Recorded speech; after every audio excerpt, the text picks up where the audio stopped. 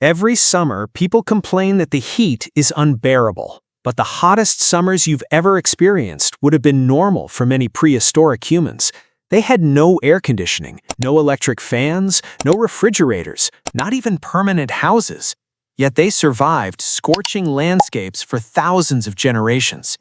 So how did they stay alive when a single heat wave today can overwhelm entire cities? The answer isn't what most people imagine.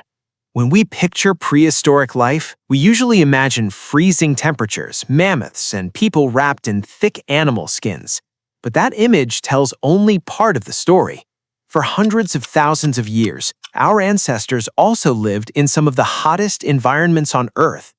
Across the African savannas, daytime temperatures often climbed above 40 degrees Celsius.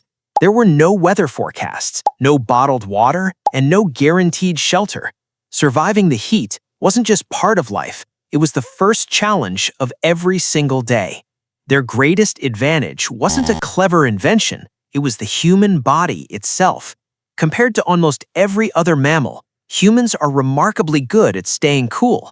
Our bodies are covered with millions of sweat glands that release sweat across nearly the entire skin. As that sweat evaporates, it removes heat, allowing us to stay active even under an intense sun.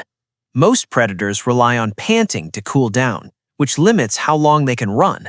Humans, however, can keep walking for hours while continuing to cool themselves. Anthropologists believe this adaptation made one extraordinary hunting strategy possible: persistence hunting. Instead of chasing an animal at full speed, prehistoric hunters simply followed it. The animal would sprint away, stop to recover, and run again. The humans never rushed. They kept a steady pace, forcing the animal to overheat long before they did. Eventually, exhaustion, not speed, won the hunt. Even today, a few hunter-gatherer communities have demonstrated that this method can still work under the right conditions. But surviving extreme heat wasn't only about biology. It was also about knowing when not to move. Evidence from archaeology and observations of modern hunter-gatherer societies suggest that people plan their entire day around the sun. Hunting and gathering usually happen during the cool hours after sunrise or before sunset. During the hottest part of the afternoon, families rested beneath trees, inside caves, or under simple shelters built from branches and grasses. Rather than fighting the environment, they adapted to its rhythm. Water shaped almost every decision they made. Groups traveled between rivers, springs, and seasonal waterholes, memorizing landscapes in remarkable detail. Knowing where to find water after weeks without rain could determine whether an entire group survived.